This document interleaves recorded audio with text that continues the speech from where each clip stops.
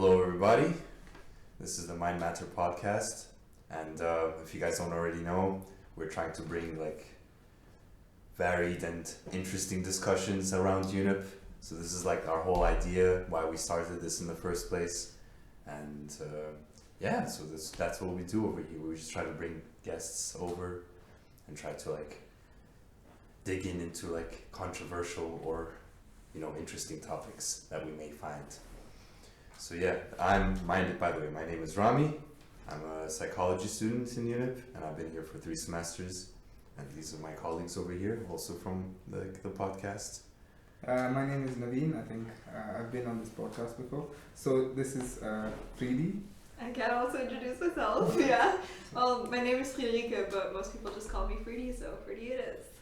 I'm also a psychology student. I'm in my 3rd year.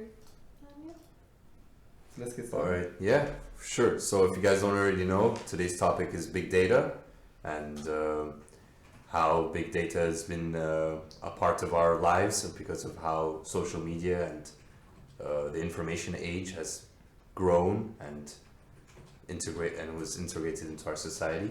So what is big data? Big data is a way of, processing large amounts of information at once. I think it's analyzing huge amounts of information to understand people's behavior and the patterns involved in how people behave in certain aspects of different aspects of life, basically. Mm-hmm. And how this particular information can be used for purposes of profiteering. And that's basically big data, and a lot of companies are involved. Well, I don't think just profiteering. It also can be used for research. I would say, to be able to, understand how human behavior in general is the patterns that we have, in general, basically the population on Earth. I mean, we could say that it doesn't only expand to human behavior, but it also expands to things like human biology. We could also suggest that sequencing the human genome, that's also big data, just because it's collecting a huge amount of information and trying to make sense out of it, really. Mm-hmm.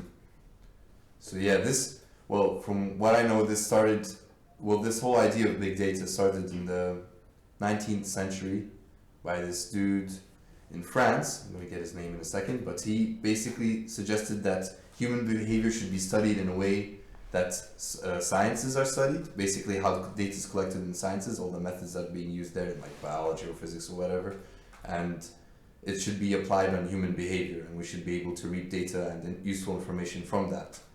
So the dude's name is Henri de Saint-Simon. He's French. And this is in the year 1808 that he published it? In 1808 he published a book, and this is when he discussed this whole idea of using human behavior and studying it in a way of that science is also being studied. And he's a French politician and economic theorist, and he influenced big names such as Karl Marx as well, in his theories, because he also talked about the Industrial Revolution and whatnot. Okay. So this is how it started, so to say, from social physics. And in today's age, how do you guys think that big data is such a relevant player? Because that's today's discussion. How is big data such a relevant player in all fields, basically? Well, I think the reason that it became so relevant is because now we are able to process such large amounts of information. I mean, we as a single human being, I can't look at 200 million data points and really see a pattern immediately or see anything of use just by seeing it quickly. And I think there's programs and things like that now that are able to process those data points in ways that we are able to understand it better. Mm-hmm. And I think that's also a huge point of contention already as well, because seeing and drawing conclusions out of such big amounts of data, that's something that the machine might not be able to do, or might not be able to do well. So I think, But it is because of the advancements in the computer, in the computer field, in the field of technology and processing, basically computing power, that we are able to process this amount of data. Of course, you're dealing with data that's in the terabytes or even more than that. Exabytes is it's a giga, tera, peta, and then it's exabytes. So I can't even imagine Damn, like that's a lot. It's a huge amount. And so basically what we're dealing with is 10 to the power 26, like 26 zeros after 1. That's what we're dealing with in today's, that's the amount of data that we're dealing with today. So it's no way possible that before today's age, today's computing age, that we could deal with this kind of data. So big players in this game are Google, Facebook, social media companies like even Twitter, all these companies basically, they analyze what's happening in the current world, in different societies, and they try to implement their marketing strategies for their own advancement. Well, I wouldn't say it's just in the social media as well. It's also used in like healthcare, and not just that. I know in convenience stores in America, they would take like just normal information like from the customers, and also banks by the way that their credit cards are being used for what like products that they buy as well. So it's not just that. I guess like it's just relevant in all of our society. Anything that's being dealt with digitally or in a digital form would have some sort of dealings with big data. Yeah, I think people even talk about it being a sort of data or information exhaust, because every time like we breathe or do anything, it seems like we like basically give information out. So where the location is, what kind of transportation you're using, how much time you're investing in certain things, how much time you're spending on websites, so on and so forth. So from this much amount of information that they can collect, don't you think that, I mean, they probably are already doing this. They can understand a lot of personal, intricate psychological data about each individual, you know, and sort of tailor their marketing strategy for each individual. And do you think that's possible? Or like it's already happening, I think. Yeah. It's definitely possible. I mean, imagine you have so many data points. And I think technically, in psychology, if we think about it, all we're collecting is technically small amounts of data. If we're going for a study, for example, that has 1,000 participants, we're collecting data on that 1,000 participants. And we're trying to essentially look at patterns and find and predict behaviors, right? And I think if you apply that to a huge amount of data, then imagine the types of theories that you come up with. The amount of error also goes down so much, because I think type 1 error. Yeah, I think so. I can never distinguish between the two, but yes. Yeah, so I think with the amount of people involved in the process, the amount of error which is involved in data collection also goes down, and you can get a much more general aspect of things. So that's a big advantage of big data, I think. Yeah, but you need to know how to process this huge amounts of data properly as well, to be able to set the correct algorithms and whatnot to to understand or get something useful out of it. So you mean like you need, like, people already need to have information about human psychology to well, obviously, and I think like if you have more people, you're dealing with more people, I think you'd also need to like be more careful with how you deal with them, because you can't they can't be taken in a general sense, I would say, in my opinion. Just be like, because it'll be very easy to do it over a large population. You'd have to also know like a lot of information about each person, or like all this like varied like there would be such a huge variety. Just to clarify with that, big data is not just like different samples; it's also repeated samples. Yeah. Yeah. So it's one person, many different conditions, and the changes that happen to them in the different conditions. So it's also extrapolating on what one person's particular this thing is, you know.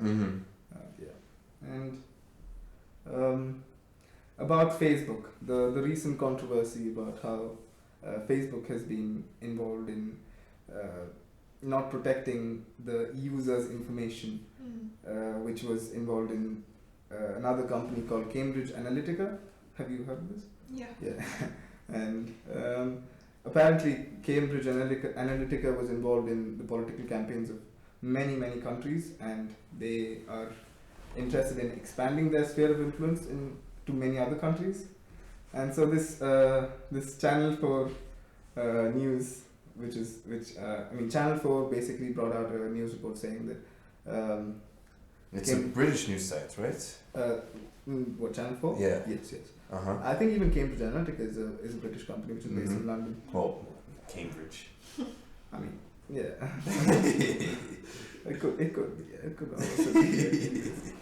And so the controversy is basically regarding how Facebook didn't actually protect the data that is I think in the privacy details in the privacy contract of Facebook, it mentioned that they respect the privacy of each individual and that they do not want other outsiders to know the personal information about this, personal information of the users basically, and they couldn't actually protect the information though. So Cambridge Analytica is accused of having brought, having had the personal information details of more than 50 million people. I think isn't that the case? Yeah, that's what I heard as well. I think that's about 2% of like how many people are on Facebook or something, because Facebook currently has around 2 billion people on, and so that's a huge amount.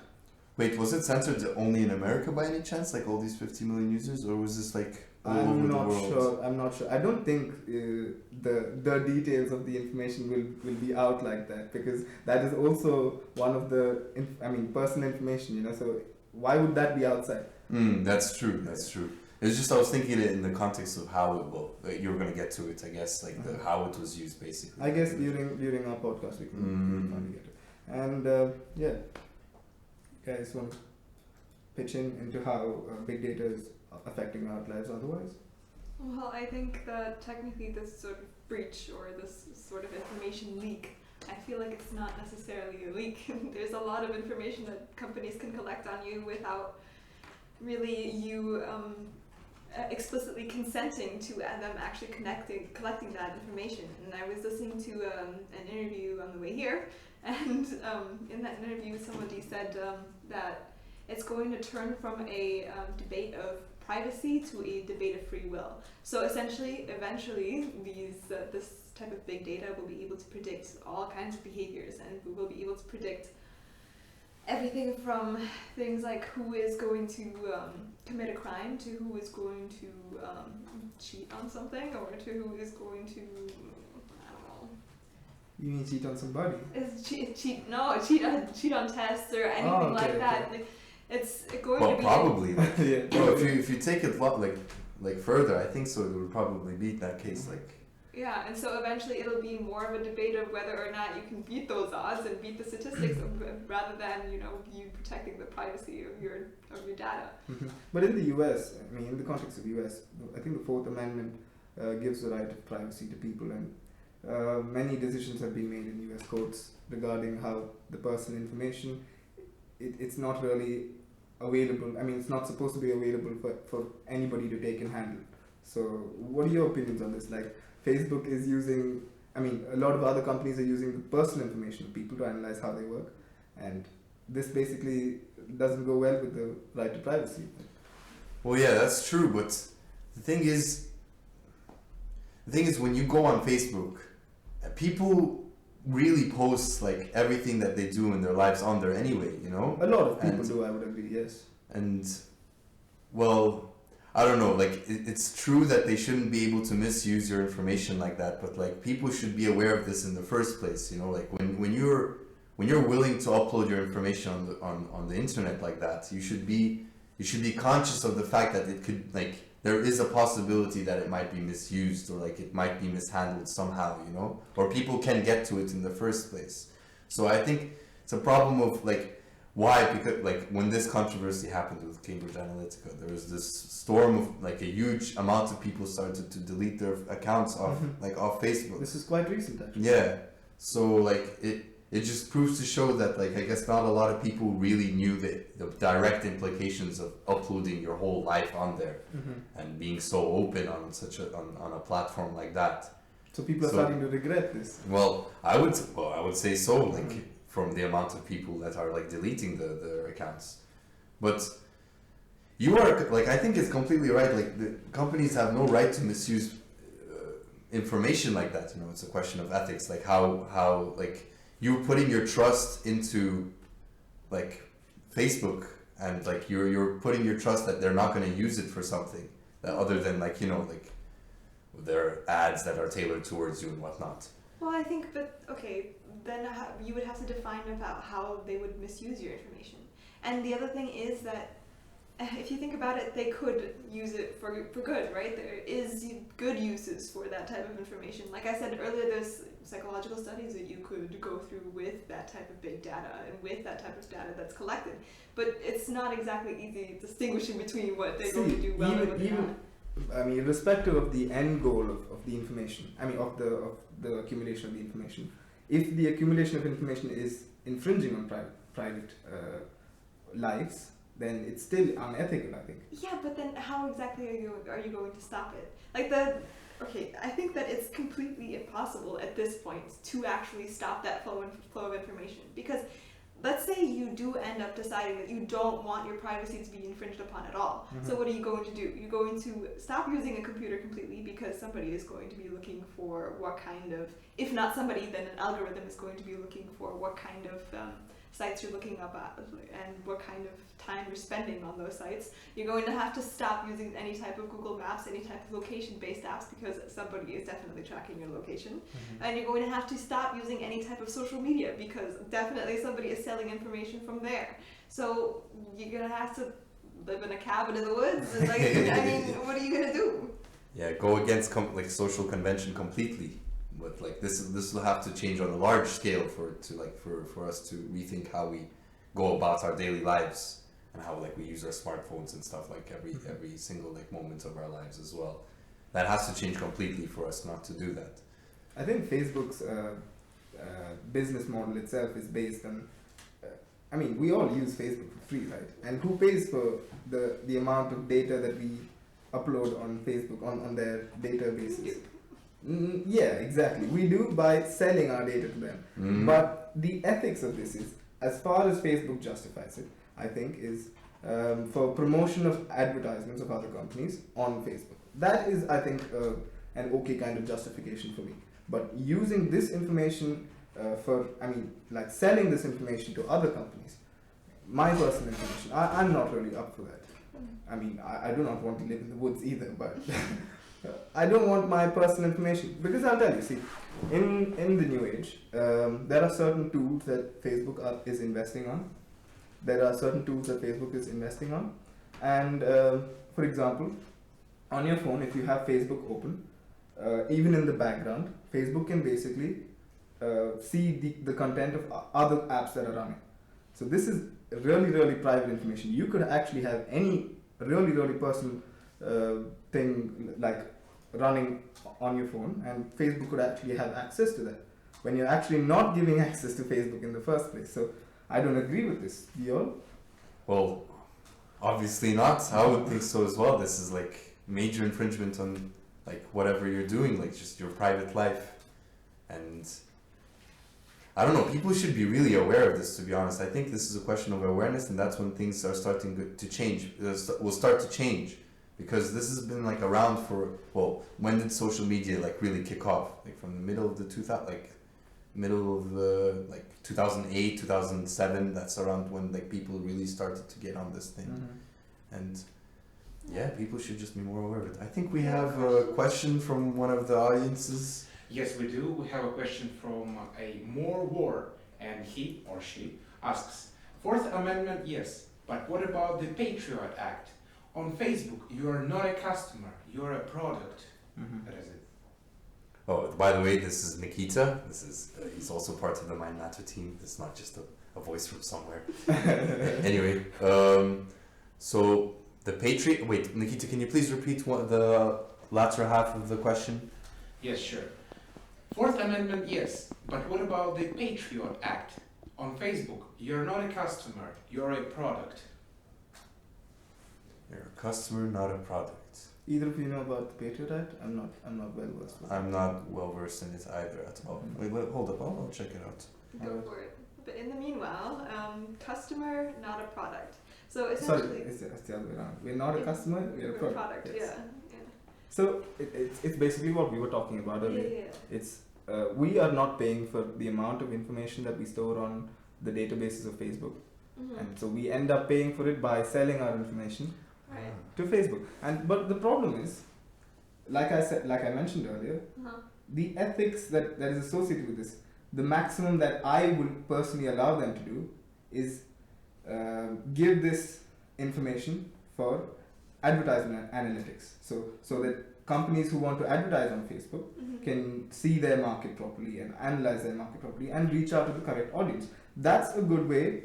I mean, I think that's a good sustainable model for Facebook. But selling the information or like handing over the information to third-party companies, I don't think that's ethical whatsoever. So then let me ask you this. Would you then prefer that you pay a certain sum to Facebook and Facebook promises you with no questions that they're going to protect your information no matter what, it's going to be completely sealed and nobody is ever going to see the information? I actually think a lot of people would actually sign up for this. But the problem is the vast community of Facebook will not actually sign up for this because they are from different countries, from different economic backgrounds, and the whole point of Facebook is a free social media platform.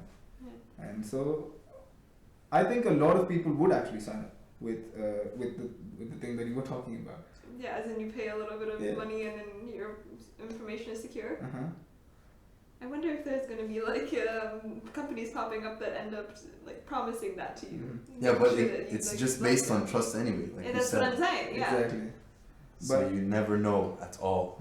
A Patriot Act. Oh yeah. Oh, this is like I think you both are very familiar with it. It's just the name.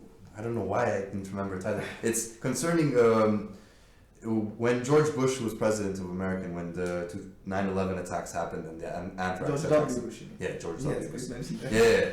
I apologize. Yeah, George Bush Jr. Yes. So what's it called? I think he had dyslexia. Anyway, I was gonna say the dyslexic one. So anyway, he did. That's why he was so like weird in his like speeches because he couldn't know the Anyway.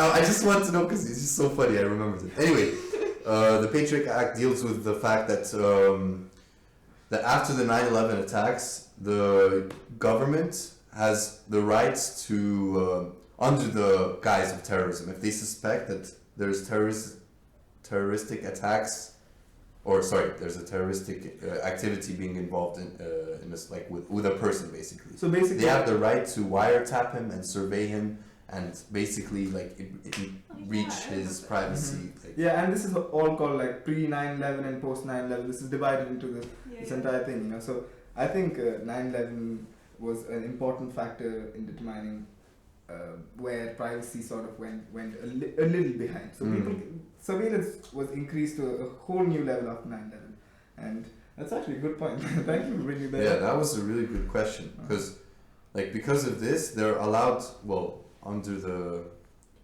the U.S. concept, like under that act, they're allowed to go to Facebook and be like, hey, like this guy, like we want to like find out more about him. You gotta like give us more information. But I thought there was some sort of law restricting them on specifically tapping American citizens. I thought that if it went overseas, that's when it was definitely. No, I don't think so because there can be influence even within, you know. Because propaganda doesn't work just outside the country; it can also work inside the country. Yeah, but I thought there was a restriction on it at one point. But I might be wrong. We have another question from the audience. Yes, Max Wrench asks, but how much data is enough? Because different ads require different information to reach their audience. Some more private than others, such as medical records. Do either of you want to address that? Wait, repeat that again? I'm sorry, I keep asking. But how much data is enough? Because different ads require different information to reach their audience. Some more private than others, such as medical records.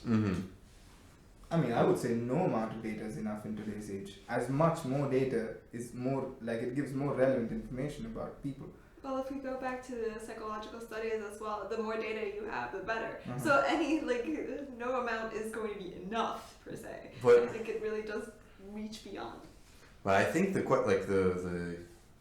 person's thinking this from an ethical point of view, like how, like sometimes there will be too much information that's going to be reaped from a person. Like sometimes, like maybe like a person doesn't want their information to be like known that they, you know, they have certain medical conditions or like they support a certain like political party or affiliated with a certain political party. So that kind of information can also be very volatile and dangerous if it's given to like the wrong people. So I don't know. I think that sometimes data can be like it can be too much. Like if they're reaping too much off of you, I think there should be a certain Speaking of politics, Cambridge Analytica was, Donald Trump's campaign, the 2016 campaign, was a client of Cambridge Analytica, and so we don't know if there was any involvement in changing political ideologies of people based on big data, and I think that's very, very unethical. What do you all think about that? Changing political opinions, because we all live in democracy. We are living in democracies, and this is based on how you can change the voter's mind. And if you know such intricate details about the voter, then I think it would be much easier to change the voter's mind. Well, I think political campaigning and gathering information about the people has been around all the time. It's just now we can do it in such a scale that we have to actually think about it on ethically as well. Because now we have such access to such huge amounts of information that now we have to seriously sit down and think about how the previous user said that what is too much data, what is too much information. Because to be honest, this has always been happening, just researching about who the population is and how to convince them to get into your to vote for you. Mm-hmm. And that's what they should be doing, because that's people should think about who should I be voting for, So yeah, propaganda has taken a new shape then completely. Yes, and definitely. The point that you're bringing up, basically, to get back to the question of how much data is too much data, then technically giving the amount of data that one would need in order to manipulate you, I feel like that's where it stops for me. And that might seem contradictory to the stuff that I've said so far, but yeah, thinking about it, I feel like that would be too much. Yeah, I would say so as well. Well, we have another question, I'm guessing. We in fact have two questions. One is a follow-up from Max Wrench. He asks, but does that not intrude privacy? Absolutely, Max. I think that would. That's what we're talking about. How much, the amount of data that these companies or these social media giants or whoever has access to big data, the amount of privacy that they're infringing on, and what is the gray area in the Fourth Amendment, and even the Patriot Act, as we were saying, it gives more right to these companies to have more surveillance, and I don't actually agree. Well, I don't think it's just it's not companies. I think it's just the government. The government, huh? Yeah, but they can go to any company and ask for this information for it, and they have no choice but to give it to them. But the problem with government is the force which is in power will be political. So if they get the personal information of people, then they can use it to change the political opinions of people. Well, that's true. So I think that definitely So this is like a twist, in why is it there? Why should political people know about the personal information? It's completely infringing on privacy, and I do not agree with it. Yeah, I have the same. And what is the next question? Another question is from More War, and the question is, what about the UK and German governments using Facebook for surveillance? Do you think they perfected those technologies in places like China and Russia and are now trying to implement it in the West? Mm-hmm. Okay, I know about this case in China where they're trying to perfect the art of facial recognition. So they're going 100%. Wait, is this related to the social points that they have? I'm not sure. They're trying to implement a system where people have points or that denote how good of a citizen they are. I don't know if you guys heard about this, but this I watched something like this in Black Mirror. Yeah, this is some Black Mirror kind of stuff. I can't believe when I read this, I'm like, what?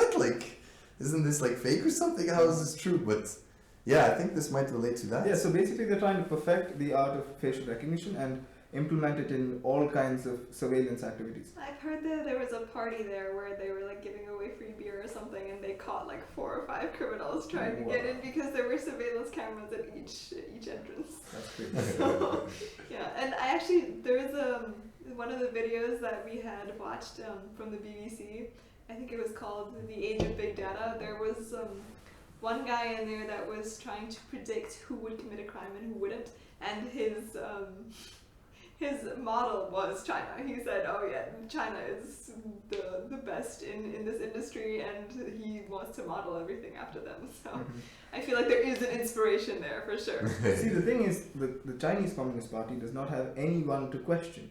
Like, nobody. It's very authoritarian. So there's nobody to keep it accountable for how much it infringes on privacy.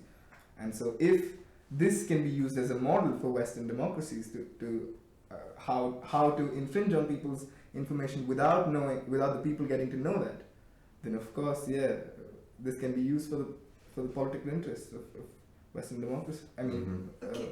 Just to play devil's advocate here, though, like, sure. What could be wrong in all of this stuff? So let's say they're collecting all of this data. What could go wrong because they're collecting all of this data? So we've mentioned manipulation, but is there anything else?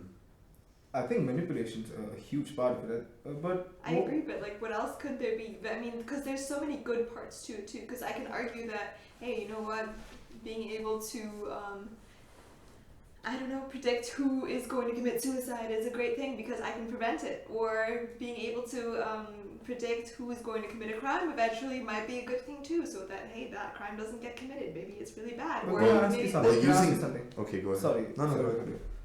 If you know that someone's going to commit suicide, what are you going to do? You're going to put them in prison? Or like you're going to put them under custody, or like lock their hands up so that they don't kill themselves? If someone's made up their mind to kill themselves, I really don't think there's I understand where your point is coming from, and I completely get what you're trying to say. Maybe there's a psychological approach, you know? Maybe like talking to them and giving them some kind of behavior. There's that, but I'm saying that like way before they even get into a state where they are like they're going to do it like right now.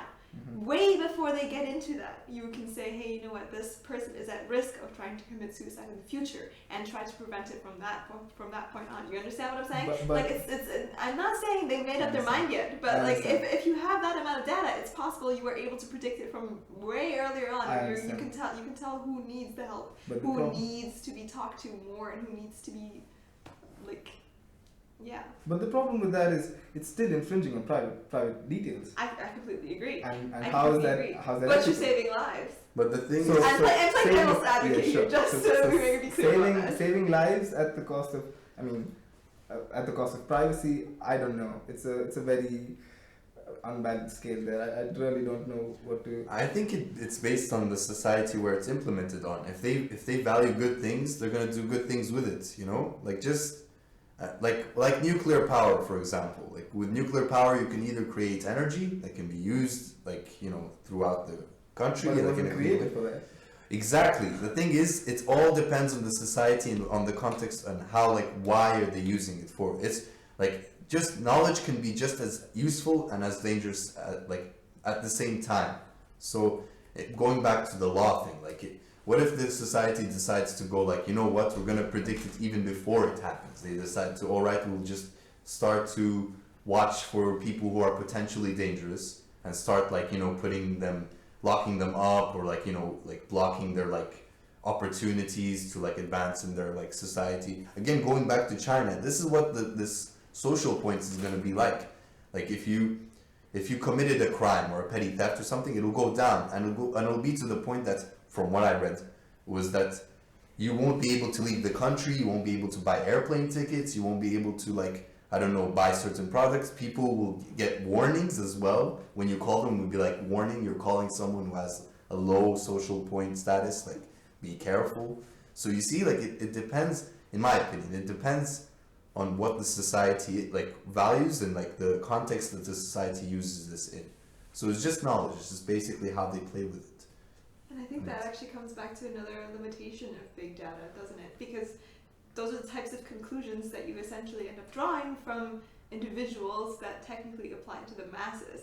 And let's say you have algorithms that draw those conclusions, and there's an algorithm for, I don't know, people who end up committing a crime, in the future or whatever.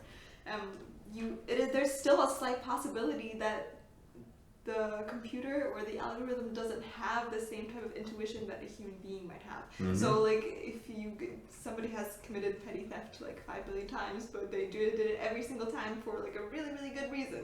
I don't know, like they were helping homeless people, they were helping a loved one or something along those lines. And I'm not saying that that justifies that, I'm only saying that that might be a limitation of big data.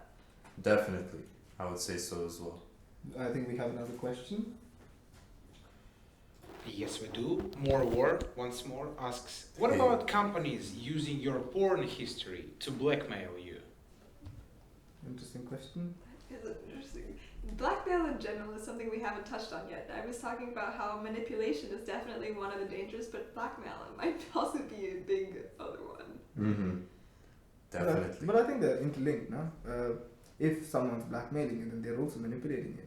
It's just a way of manipulation. But I think manipulation also implies that it's been doing like it's being done to you kind of subconsciously. Whereas blackmail No, is I like think- straight up, hey, I know you have all this. I think subliminal or like outright manipulation, I think both fall under the umbrella term of manipulation, is what I think.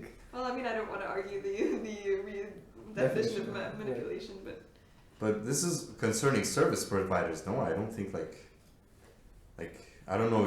I don't see you sharing your Pornhub link on Facebook or something like that. Like I don't see that happening. So this is I don't think big data can encroach that far into your private your private life. I'm not too sure about that. So I don't know. Like regarding the question, like I don't think. No, but like I said earlier, sorry to cut you off. No, continue. Like I said earlier, Facebook right now is investing on tools. I mean, I think it's called peripheral cookies or something like this. Some kind of cookies, basically. Basically, when Facebook is running, they can check what is happening. When Facebook is running, they can check what's happening. So this is very relevant. What the person mentioned is very relevant because personal information can actually be held as ransom for. it's blackmail. Yeah. But isn't that sort of like hacking? Isn't that them like basically hacking into your Pretty Well, much. computer? But let's say, okay, so let's just keep it in terms of big data and you're just one data point, right? Let's say all I'm looking at is your location, right? And you end up going and like, this is a scenario where you have a wife or whatever that you love very much, but you end up going to, I don't know, a whorehouse every now and then, Mhm. right? And you, your location gets tracked every single time. And Uh-huh. let's say that type of data falls into the wrong hands. Even though you're just one data point, that can affect you quite a bit because now I can blackmail That's you true. with that type of information and say, hey, you know what, I'm going to your wife with this. What's going to happen, you know? Yeah. In that case, I guess. This type of data is already out there, by the way. Like Google Maps, how it runs Yeah. and how it predicts traffic and all these is by using big data on a huge scale. So Uber, who uses Google Maps, is a big contributor to how crowded different areas of roads are, basically. Yeah. And so it's very relevant what the person mentioned before, I think. Mm. I see. Okay. Yeah. I see what you like. I see you guys' points. Definitely, it could be used like that. And that's very scary. Like, and I don't know how. Like, I guess it will come down to the person how like their ideas on how much they use their devices and like the internet. And I mean, As how would well. you fight against that? Let's say someone did contact you and they're like, oh yeah, I saw you at a big data set point. I know what you've done and stuff like that. What would you do? I don't think there's nothing to be done. Like that's it. Like I think- you were caught in the That's so cookie jar. You know. Like yeah, there's nothing to do. I think it's just preventive acts. Just like turn off your location. I think there's a setting like that on your phone. You can turn off it whether like they receive your location or not on the phone. See, that's one more thing. The permissions that you give away to apps when you install apps, you don't really go through all those permissions. You just click okay, Uh-huh. install. You know? Yeah, that's And true. most people, they're not very curious on what they're giving up when they're getting something for free. And I think that's a big problem because later on is when they realize that, oh, we've actually given up this data to get this service for free, and they're not very happy with it. When I think the companies who are using these people as products are they're not really trying to hide this, but they're not really trying to be open about it. They're not explaining in detail, these are the consequences of you handing over your data to us. So Yeah, but it doesn't benefit them to be explicit about it, so why would you? But Right. that's when I think government regulations should come in a bit. I think government. See, the problem with the information age is the government. They're sort of like, oh, we don't know what to do. Things are progressing way too fast, and regulations can't be set for anything in this information age because things are going on an exponential growth rate. And so each day, if you have a new regulation, that becomes almost an invalid in a few months because of the amount of technology that is being involved in every day. So these loopholes are, I think, the government should be more proactive in closing these loopholes of companies getting the information. You know, I think that's one way to deal with it. Yeah, definitely. I would say one way to deal with it is the government, and like I said, like self-awareness. It's like awareness of how much like your devices have like. But I think in this instance, I feel like self-awareness does very little. Okay, let's say you're aware that these people can track your location and people can track this or that. You don't know the extent of it. And even if you did know the extent of it, what are you gonna do? You know, like you're just going to either stop using whatever is actually trying to get your data. I don't know, Facebook or whatever thing. Like you're going to always make sure that you're not using it, or I mean, or get one of those brick phones yeah. that have no internet on Which them. Mr. Cohn has. Or are you going to just like and make sure that you're always on some sort of private server, private network, and you. Well, that's also an option, by the way. I was thinking about this earlier, but I didn't mention it. But yeah, that's an option. If we become more tech literate, we'll be able to like stop certain, like to an extent, I guess. I don't know to how big of the extent is, but like to an extent we can limit how much information that we leak about ourselves in general. I was actually talking to a friend of mine about this, and she studies IT security here and there, or she dabbles in it at least. And she said to me that that's so like a VPN, for example, stops the immediate, but it doesn't stop everything. It definitely doesn't stop everything. And there is a way to do it, but I think it's called like something with an onion or something. Yeah, Tor. It's called Tor. Tor, huh? Yeah. The darknet. Yeah. Well, it was. I talked about this. Well, that's a browser. Though. You can. Tor access. is a browser. Yeah. The onion's actually the logo. Yeah. I think. No, but I think it's called. I don't know, but it's essentially layers and layers and layers of different things, and it would take you forever to do anything, basically. So I don't think that that's necessarily an option. And by the way, the dark web is actually the perfect instance of why the government wouldn't work, because if governmental regulations actually would work on the internet, then why does the dark web still exist? People have been trying to expunge that for years, but it's still there. And if you're really going to say put a ban on big data, do you think that there's really going to be like I don't think, especially in a state like the US where commercial lobbying is at its height. I really don't think that big data is going anywhere. No, I think big data is here to stay forever. Yeah, for sure. For forever, I would say. Well, until like I don't know, the sun sends an EMP and everything fries. But other than that, I think like we have to. Legitimate companies actually don't function that much on darknet. At least as far as the world knows. At least as far as I know, legitimate companies like social media giants, they don't function on the darknet as much. Well, I'm not saying that any of those things would function on the darknet or should, No, but like I'm saying that like it exists still, and due to the fact that it does still exist, I'm saying that big data likely won't go away that quickly either. Like just because a government regulation is going to be put in, I doubt it's going to stop these companies from trying to collect any sort of data from you. Yeah, that's the issue that I was addressing. The more the regulations that they try to put, the more they'll advance and like get smaller loopholes and like advance basically into a world that we really don't know what the end is to. So. Eventually, it'll be even harder for the individual to try and protect yourself against that. Because if the government can, how can the individual? You know. Yeah, that's true. And so, we were talking about political opinions, and I mean, the whole controversy regarding the popular vote and in the US, basically in the 2016 elections, and how Donald Trump's his election campaign basically put effort into, minimum effort into getting maximum results, basically. Of how, in the sense of how, imagine you're Donald Trump's campaign manager. Oh, by the way, Donald Trump's campaign manager, he was one of the founding fathers of Cambridge Analytica. Steve Bannon? Yeah, Steve Bannon, and he was. That's so crazy when I think about that. Like that's. Yeah, I think so too. That's just like unbelievable for me. Just for people who don't know though, by the way, do you want to like tell them exactly what Cambridge Analytica does?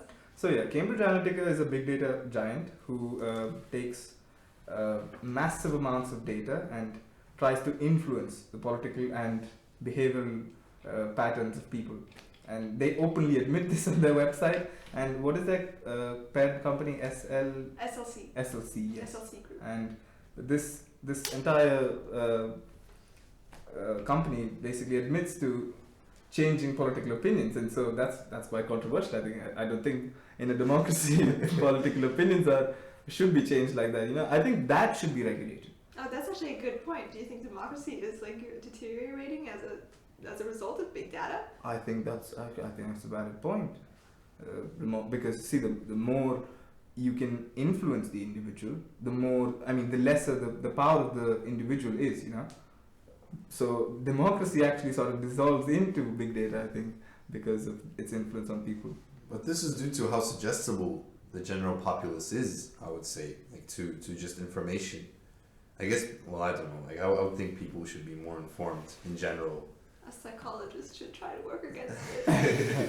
Exactly, like just the implications of this, people should understand that like we're so easily suggestible. And it's not even by choice, it's just, this is how we are. Like, if you play a song like multiple times, like you hear it on the radio and then like in the mall or whatever, you're gonna start liking that song, and that's just fact. Mm-hmm. And it's scary, but like we should know about this. Anyway, I think we have a question from the... Yes, Max Sorange once again asks, is it wrong then, the heavy criticism and news coverage of Trump's use of big data to swing the elections compared to Obama in 2008? If no, then why is it different? I don't actually think it's different in any way. It's just the same concept. Yes, pretty much the same concept. It's just I think it's been given a different frame or a phase by the media, is what I think. We've talked about Trump, but how did Obama use it? I think Obama was in touch with another company. He used a company called Vertica. It's also a big data company. Also a big data company. I think 2008 elections were the first elections to see, to really utilize like huge amounts of information and influence people to this extent as well. I think 35% of the voters, in one particular article that I read, 35% of the voters saw some form of advertisement online. So that was a fourfold increase from the previous election. So I think 2008 election was the actual turning point of democracy, and the thing that we were talking about earlier.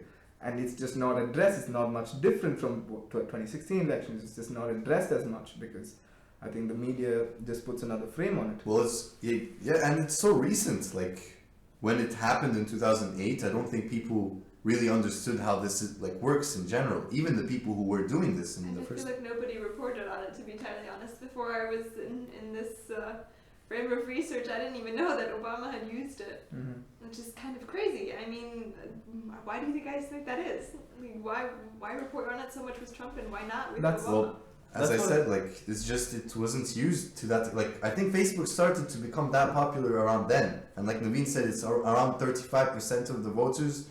That's when they saw videos online and got their information. So you don't think it's because the media favors the? Yeah, I wanted to ask you a question. Oh, well, do you think it's because of the media's opinion of what Donald Trump is, that these questions are much more relevant in the case of Donald Trump than in the case of Obama, where Obama, nobody actually cared about this? Actually, in that context, it does make it different, in my opinion.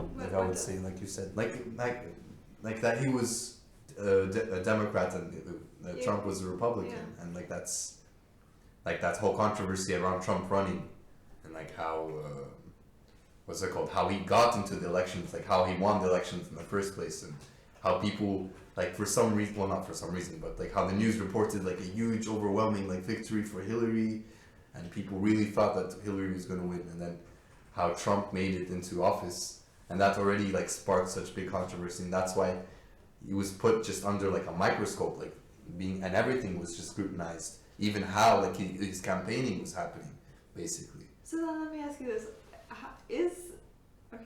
what if news stations also use big data, and they figure out that their news stations is more likely to be watched if they report positively on, say, Obama and negatively on Trump? They do actually. Well, that's the thing. Please explain. Yeah, so I think most TV channels actually have this rating system, which they get from whatever gets the people on TV. Yes, and that's what they want to present. So if automatically someone falls into the bad frame of the public, I think then goes all the scrutiny of the media and like everything that's associated with the negative frame of things. Otherwise, it's just kept in the positive light, I think. Yeah, I think we have another question. Sorry to interrupt. Yes, we have a follow-up. We have two. One is the follow-up. But Obama was praised as being a trend setter by advertising through the internet, whilst Trump is being nailed for it. Just is very hypocritical. I agree, it's completely hypocritical, and I guess that's where this entire distrust for the news has come from, right? I mean, really trying to go for those ratings and really trying to cover stories based on those ratings rather than on the stories themselves, right? Mm-hmm. That's really where it's coming from, right? Yeah, I would say so as well. And like with Obama, like I don't think they went further. Like they were just like, oh, he used the internet, cool. And like they didn't ask like how he used the internet, I guess. Yeah. And that's what was different. Again, going back to like Trump's controversial name. We have another question, I believe. Yes, Dr. Steve 5794 writes, do you agree with the statement? Social media is bad for you because it allows companies that use big data to create a filter bubble where you see only options you agree with and therefore affect your behavior. Well, we started talking about this before, right? We've called it a mirror box, where essentially you try to put yourself into an environment where your views are confirmed. And that's also going to be true for news and TV, right? So if you're a Democrat and you really agree with those views, you really want to see news that covers that type of news and really puts Obama in a positive light and Trump in a negative. Mm-hmm. And I think that's why the lack of political diversity in media is the reason why there's this animosity towards media, most people, most media companies, I think, were against Trump in the whole scrutiny thing. So that's why I think the people who voted for Trump and who Trump sort of convinced that he's a good candidate, they sort of felt that there was no media to represent what they were saying. So, it shows how the confirmation bias works in the sense that if you don't see what you want to see, then there's I'm out of words. You sort of see. Wait. What were you saying? You were saying that if you're a Trump supporter and like you go online and like you start to follow like news based on Trump and stuff like that. What I was saying was if you really want to see what you want to see, then you will avoid other things. And not by choice as well. Like it's just because you're following. It's sort of reactance also, no? Don't you think? Well, it's reactance and it's kind of subliminals. It's both subliminal and consciously. So you consciously do it and you subliminally do it and you do it as a result of these types of filter bubbles, echo chambers. It just perpetuates. Mm-hmm. So yeah, well, I guess it is wrong, but again, like big data can be used in a good way, as Fridi mentioned, and also that's it's also up to you on how much information you're willing to give to Facebook, I guess. So but speaking of social media, I think it's not just social media who uses big data to create these mirror boxes or filter bubbles. It's also like search engines, for example, Google.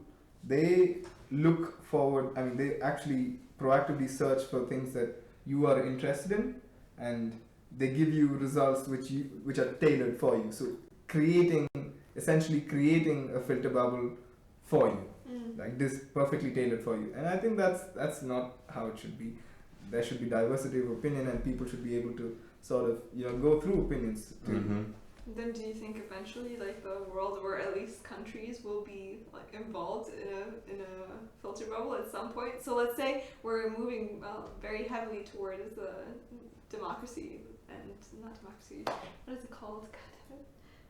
Democratic side, right? More the Democratic side rather than the Republican side. And let's say TVs and news stations and stuff like that are heavily driving towards that. Do you think it's going to be more split or it's going to be more heavily towards? That's the thing. When reactance is involved, I think it's more polarizing. I don't think there's going to be one particular side, because there is reactance. When people see that they are limited of choice, I mean their choices are limited, they will try to like form their own opinion bubble and like deviate away from the existing opinion. I think that's a part of reactance.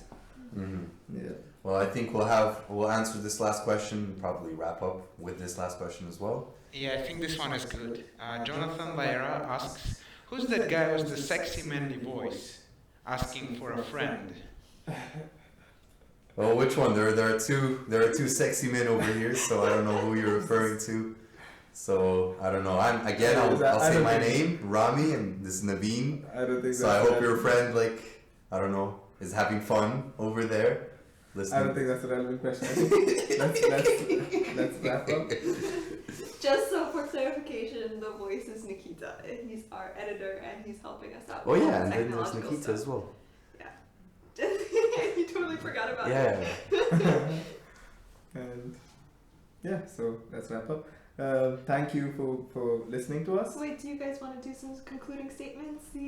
Just any concluding Well, remarks? I don't know. I like I've said, I think it all depends on a person and how much they are willing to give to the social media and like the internet. And we should all learn more about how technology works and how it's used. And there should be more discussions stirred about this on a global scale, actually, because this is where we're moving towards. So yeah. Yeah, so I think people should be proactively informed about what big data is and how it affects their lives and how they are giving up their information for and being products of social media giants. So basically educating people of what they are doing automatically by just influence from others. But then again, influence in this information age can come from many different sides, but it shouldn't be at the cost of privacy is my strong standpoint, and I don't think I'm going back on that. So yeah, I think that's about it. One concluding thing for me is if there's any psychology students watching with me, then I'd love to try and see if I can go against the grain and see what I can do to go against this type of big data influence, to see what I can do to go against echo chambers and so on in psychology. And if anybody's willing to work with me on that, I'm open to anything. Yeah, so noble. I like it. I don't know if that's noble, but yeah. That was a great discussion, guys. Have an amazing weekend, everybody, and signing out. Bye bye.